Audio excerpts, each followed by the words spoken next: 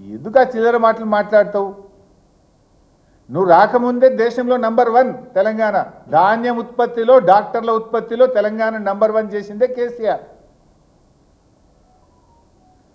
ఇవాళ ఇక ఉత్తమ్ కుమార్ రెడ్డి గారు ఇక అంటే బాధపడతారేమో కానీ ఆయన వెనకట కేసీఆర్ గారు కాళేశ్వరం మీద అసెంబ్లీలో ప్రజెంటేషన్ పెడితే నేను ప్రిపేర్ అయ్యి రాలేదు అని అసెంబ్లీకి వెళ్ళి లేచిపోయాడు. నువ్వు 2 ఏళ్ళు అయింది నీటిపారుదల శాఖ మంత్రి అయ్యి, ఇప్పుడన్నా ప్రిపేర్ అయ్యిరా. ఏంది ఆ ప్రెస్ మీట్లు ఏంది? ఆ ప్రిపేర్ కాకుండా ప్రెస్ మీట్లకు వస్తే నీ పరువు పోతుంది, ఆ ప్రభుత్వం పరువు పోతుంది, రాష్ట్ర పరువు పోతుంది కదా. నేను ప్రిపేర్ చేస్తున్న అధికారులు కూడా మరి సరిగా ప్రిపేర్ చేస్తలేరా? నువ్వు సరిగా ప్రిపేర్ అవుతలేవా? నాకైతే అర్థమవుతలేదు. సగం సగం చదువుతాడు, సగం సగం చెప్తాడు. పురాగ చదివాడు, పురాగ చెప్పాడు. ఇప్పుడు పాలమూరు డిపిఆర్ 2023లో వాపసు వచ్చింది అని నిన్న ఉత్తమ్ కుమార్ రెడ్డి గారు మాట్లాడినారు. మరి డిపిఆర్ వాపసు వస్తే ఈ పర్మిషన్లు ఎట్లా వచ్చినాయండి?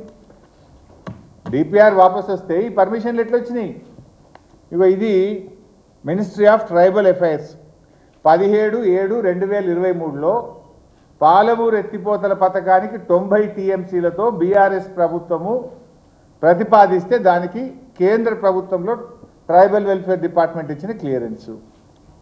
ఇగో ఇది ministry of environment and forest and climate change, ఇది ఎన్విరాన్మెంట్ అప్రైజల్ కమిటీ మా ప్రభుత్వం పోవడానికి 2 నెలల ముందు 10/8/2023 అంటే ఒక్క నెలనే కదా, డిసెంబర్ 2 నెలల ముందు 10/8/2023లో 90 టీఎంసీలకు డిపిఆర్ని మేము పంపిస్తే 10/8/2023 నాడు ఈఏసీ క్లియరెన్స్. ఇది 27/10/2023 అంటే ఒక్క నెల ముందు, ప్రభుత్వం పోవడానికి 1 నెల ముందు. ఇది forest department, environment and forest department నుంచి వచ్చిన క్లియరెన్స్.